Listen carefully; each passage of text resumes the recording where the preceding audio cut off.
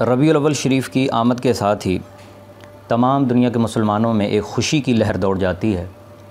گلی گلی، نگر نگر، بستی بستی، شہر شہر رسول اللہ علیہ الصلوۃ والسلام کے دیوانے حضور علیہ الصلوۃ والسلام کی آمد کی خوشی کے سلسلہ میں اپنے گھروں کے سجاتے ہیں، مسجدوں کو سجاتے ہیں، عمارات کو سجاتے ہیں اور رسول اللہ علیہ الصلوۃ والسلام کی آمد کا چرچا کرتے ہیں، جلوس نکالتے ہیں، محافل میلاد مصطفیٰ کا انعقاد کرتے ہیں۔ اسی کے ساتھ ساتھ جو ہمارے بعض افراد ہیں وہ اعتراض کرنے میں سرگرم ہو جاتے ہیں اور فضول قسم کے اعتراض شروع کر دیتے ہیں۔ ان اعتراضات کے حوالے سے میں اتنی بات عرض کر دوں کہ میلاد النبی صلی اللہ علیہ وآلہ وسلم کے جتنے بھی اعمال ہیں وہ کوئی نئے اعمال نہیں ہیں۔ ان تمام کی اصل رسول اللہ علیہ الصلوۃ والسلام کی مکی زندگی میں، مدنی زندگی میں کسی نہ کسی طور پہ موجود ہے۔ جھنڈے لگائے جاتے ہیں، اس پہ بھی اعتراض ہوتا ہے، یہ جھنڈے کیوں لگا لیے میلاد النبی کے؟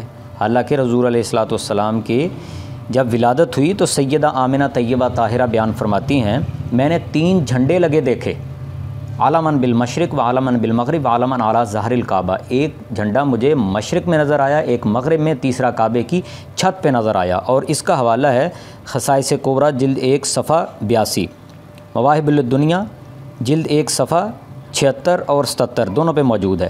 دلائل النبوت اس کتاب میں جلد 1 صفحہ 610 پہ یہ روایت موجود ہے۔ اس کے علاوہ بھی دیگر بہت سی سیرت کی کتابوں میں یہ روایت موجود ہے کہ نبی پاک علیہ الصلوۃ والسلام کی آمد کے موقع پہ سیدہ آمنہ فرماتی ہیں کہ میں نے جھنڈے لگے دیکھے اور مجھے نظر آئے۔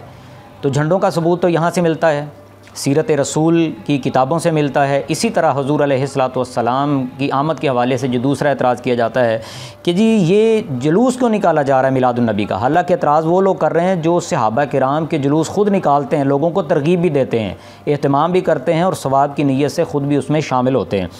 صحابہ کا جلوس نکالنا ان کو کوئی گراں نہیں گزرتا، لیکن نبی پاک علیہ الصلوۃ والسلام کا جلوس نکال لیا جائے تو اس پہ یہ اعتراض کرتے ہیں۔ حالانکہ اس کی اصل بھی صحیح مسلم شریف کی حدیث پاک حضور علیہ الصلوۃ والسلام کے طرز عمل سے ثابت ہے۔ صحابہ کرام کی سنت ہے حضور علیہ الصلوۃ والسلام کی آمد پہ جلوس نکالنا۔ 7522 نمبر حدیث پاک ہے صحیح مسلم کی، جب رسول اللہ علیہ الصلوۃ والسلام مکہ مکرمہ میں آپ کا رہنا تنگ کر دیا گیا، اذیتوں کی انتہا کر دی گئی، تو آپ نے جب ہجرت کی، نبی پاک علیہ الصلوۃ والسلام مدینہ شریف میں رونق افروز ہوئے۔ صحیح مسلم میں وہ تمام تفصیل موجود ہے کہ لوگ بازاروں میں آ گئے، خواتین چھتوں پہ چڑھ گئیں اور وہ نعرے لگانے لگے، یا محمد یا رسول اللہ صلی اللہ علیہ وآلہ وسلم۔ اس کو بدعت کہنا یہ لا علمی اور سوائے فتنہ اور فساد کے اور کچھ نہیں۔ اس کی اصل حضور علیہ الصلوۃ والسلام کی زندگی میں موجود ہے، صحابہ کرام کی سنت ہے۔ تیسرا اعتراض ہوتا ہے چراغاں کے حوالے سے، اپنے گھروں کو کیوں سجا رہے ہیں، یہ پیسہ ضائع کر رہے ہیں۔ حالانکہ اعتراض وہ لوگ کر رہے ہیں کہ جو خود سیرت النبی کے جلسوں کو سجاتے بھی ہیں، اپنی مسجدوں کو بھی سجاتے ہیں، لائٹنگ بھی کرتے ہیں، جب سیرت النبی کا ان کا جلسہ ہوتا ہے، ختم نبوت کا جلسہ ہوتا ہے، اپنے مدارس کو بھی سجاتے ہیں، لیکن اعتراض صرف میلاد النبی کے چراغاں پہ کرتے ہیں۔ حالانکہ المعجم الکبیر امام طبرانی کی جلد 1 صفحہ 147، یہ مکتبہ ابن تیمیہ القاہرہ کا اس کا ریفرنس دے رہا ہوں، حدیث پاک کی بہت بڑی کتاب۔ حضرت ابو العاص کی والدہ بیان کرتی ہیں کہ رسول اللہ علیہ الصلوۃ والسلام کی ولادت کے موقع پر کہتے ہیں کہ میں سیدہ آمنہ طیبہ طاہرہ سلام اللہ علیہا کے پاس موجود تھی۔ جب آپ کی ولادت قریب ہوئی تو میں نے آسمان کی طرف دیکھا، آسمان کے ستارے اتنے قریب آ گئے، اتنے قریب آ گئے، مجھے لگا کہ مجھ پہ گر پڑیں گے۔ تو جب تارے زمین کے قریب آئے، گویا اللہ نے تاروں کو زمین کے قریب کر کے ساری زمین کو جگمگ جگمگ کر دیا، روشن کر دیا، یعنی ہر طرف چراغاں کر دیا۔ تو اس کی اصل تو حضور علیہ الصلوۃ والسلام کی ولادت کے موقع پہ موجود ہے۔ یہ عمل تو اللہ رب العزت خالق کائنات نے کیا ہے، چراغاں کیا ہے۔ تو ہم نے اپنے گھروں کو اپنی بساط کے مطابق اگر سجا لیا ہے، مسجدوں کو سجا لی ہے، تو یہ فضول خرچی نہیں ہے۔ تو یہ جو حضور علیہ الصلوۃ والسلام کی صورت میں اللہ تعالیٰ نے ہم پہ انعام کیا ہے، اپنا فضل کیا ہے، اپنی رحمت کی ہے، تو اس کے شکرانے کے طور پہ سال کے بعد اگر کوئی 1000 روپیہ لگا لیتا ہے تو یہ بالکل فضول خرچی نہیں ہے، بلکہ اس کی اصل حضور علیہ الصلوۃ والسلام کی ولادت کے موقع پہ موجود ہے۔ پھر جو اعتراض ہوتا ہے کہ جی آپ میلاد النبی پہ اتنا خرچ کرتے ہیں، محفل میلاد النبی پہ اتنا اہتمام کرتے ہیں، لنگر شریف کا انتظام کرتے ہیں، کھانے کا اہتمام کرتے ہیں، تو بالکل آپ بھی تو ایسے ہی کرتے ہیں۔ سیرت النبی کے جلسے جو آپ لوگ کرواتے ہیں، علماء دیوبند یا علماء اہل حدیث وہابی لوگ جو ہیں، تو یہ بھی تو اتنا ہی خرچ کرتے ہیں، کتنے بڑے بڑے خطباء کو بلاتے ہیں، تو فرق کیا ہے؟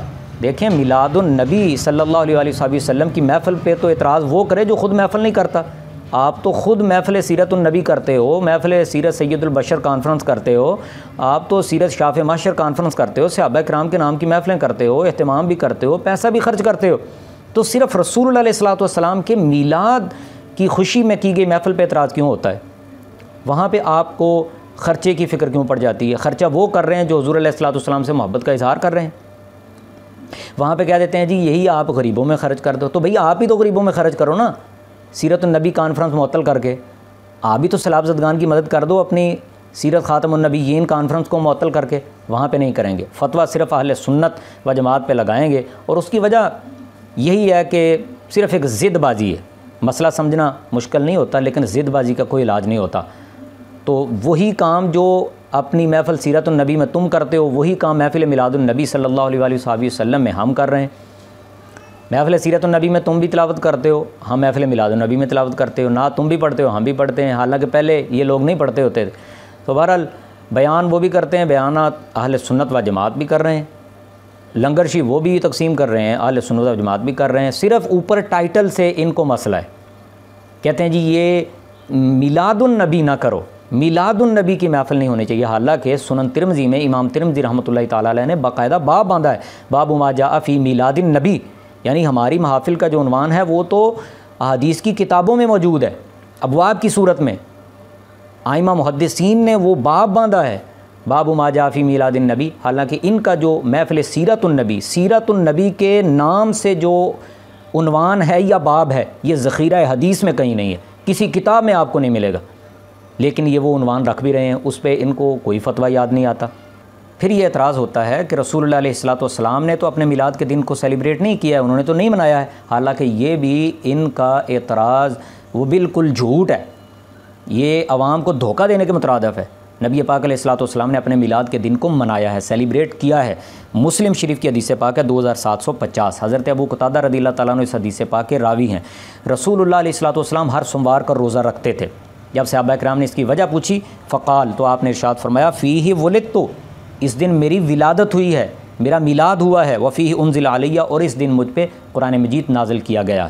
تو اللہ کے نبی علیہ السلام نے تو سیلیبریشن کی ہے، اگر یہ آپ کے میلاد کا دن اہم نہ ہوتا تو حضور علیہ السلام اس دن روزہ کیوں رکھتے؟ پھر یہ اعتراض کرتے ہیں کہ جی یہ جو آپ نے طریقہ نکالا ہے، یہ رسول اللہ علیہ السلام نے کہاں اس کو ایسے سیلیبریٹ کیا ہے؟ تو بھائی پہلے تو مطلق انکار کرتے ہیں، پھر یہ کہتے ہیں نہیں یہ جو طریقہ ہے، تو کون سا طریقہ ہے؟ جھنڈوں کا میں نے بتا دیا ہے، اور پھر جلوس کا میں نے بتا دیا ہے، پھر چراغاں کا میں نے بتا دیا ہے، اور پھر اس کے علاوہ محافل کا میں نے بتا دیا ہے کہ کیا تلاوت نہیں ہوتی تھی رسول اللہ علیہ السلام کے دور میں؟ محفل میلاد النبی میں جو ہم کرتے ہیں، کیا نعت نہیں پڑھی جاتی تھی؟ حضرت حسان بن ثابت پڑھتے تھے، کیا بیان نہیں ہوتا تھا؟ کیا کھانا نہیں تقسیم ہوتا تھا؟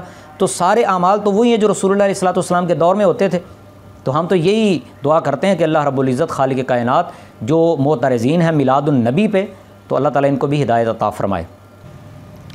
پھر یہ اعتراض ہوتا ہے کہ آپ میلاد النبی کو عید کا دن کیوں کہتے ہو؟ عیدیں تو دو ہیں، عید الفطر ہے اور ایک عید الاضحیٰ ہے۔ تو ہم یہ کہتے ہیں کہ سنن ترمذی کی حدیث پاک ہے، نبی کریم علیہ السلام نے ارشاد فرمایا کہ ہر جمعہ کا دن مسلمانوں کے لیے عید کا دن ہے۔ تو پھر یہ کتنی 50 کے قریب عیدیں ہو گئی مسلمانوں کی، اور فرمان رسول ہے صلی اللہ علیہ وسلم، تم دو کی باتیں کر رہے ہو، ہم تو 50 کے قریب رسول اللہ علیہ السلام کی حدیث کے مطابق بتا رہے ہیں۔ اور پھر قرآن مجید میں 7ویں پارے کے شروع میں ہے، ربنا انزل علینا مائدۃ من السماء تکون لنا عیدا لاولنا وآخرنا۔ بنی اسرائیل اللہ تعالیٰ سے عرض کرنے لگی، مولا ہم پہ آسمانوں سے دسترخوان نازل فرما، جس دن یہ ہمیں دسترخوان ملے گا وہ ہمارے اگلوں پچھلوں کے لیے عید کا دن بن جائے گا، خوشی کا دن بن جائے گا۔ تو جس دن دسترخوان ان پہ اترے وہ ان کے لیے عید کا دن بن جائے۔ تو مجھے بتاؤ، سب سے بڑا اللہ کا فضل تو رسول اللہ علیہ السلام کی ذات گرامی ہے، سب سے بڑی اللہ کی رحمت تو حضور علیہ السلام کی ذات گرامی ہے، آپ رحمت للعالمین ہے۔ تو جب سب سے بڑی رحمت ملے تو مجھے بتاؤ پھر وہ دن عید کا دن کیوں نہیں ہو سکتا؟ یہ عرفی عید ہے، عید میلاد النبی، اس پہ جھگڑنا نہیں چاہیے، اس میں فتنہ فساد نہیں پھیلانا چاہیے، یہ عرفی عید ہے۔ اور پھر یہ کہنا کہ عید الفطر اور عید الاضحیٰ ہی صرف دو عیدیں ہیں، تو بھائی ہم عید میلاد النبی کو عید الفطر اور عید الاضحیٰ سے افضل مانتے ہیں۔ اگر رسول اللہ علیہ السلام کی ولادت نہ ہوتی، اگر آپ دنیا میں تشریف نہ لاتے، تو عید الفطر کہاں ہوتی، عید الاضحیٰ کہاں ہوتی؟ تو اس لیے یہ جو اعتراض ہیں یہ لا علمی اور صرف ضد بازی پہ مبنی ہے، ان کا حقیقت سے کوئی تعلق نہیں ہے۔ اس لیے میلاد النبی صلی اللہ علیہ وآلہ وسلم کی آمد کے موقع پہ، ربیع الاول کی آمد کے موقع پہ اس طرح کے اعتراض کرنا اور جلوس کا انکار کرنا اور جھنڈوں پہ اعتراض کرنا اور محافل میلاد النبی پہ اعتراض کرنا، گھروں پہ چراغاں کرنے پہ اعتراض کرنا، یہ سوائے جہالت کے اور کچھ نہیں، سوائے ضد بازی کے اور درمی کے کچھ نہیں، اور یہ فتنہ و فساد پھیلانے کے مترادف ہے۔ اللہ رب العزت خالق کائنات ہم سب کو حضور علیہ الصلوۃ والسلام کی محبت میں زندہ رکھے۔